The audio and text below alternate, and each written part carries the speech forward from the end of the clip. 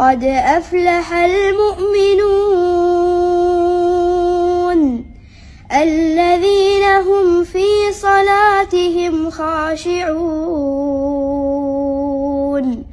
والذين هم عن اللغو معرضون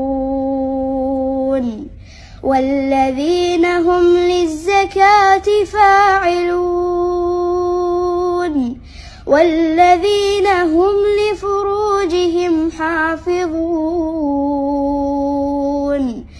إلا على أزواجهم أو ما ملكت أيمانهم فإنهم غير ملومين فمن ابتغى وراء ذلك فأولئك هم العادون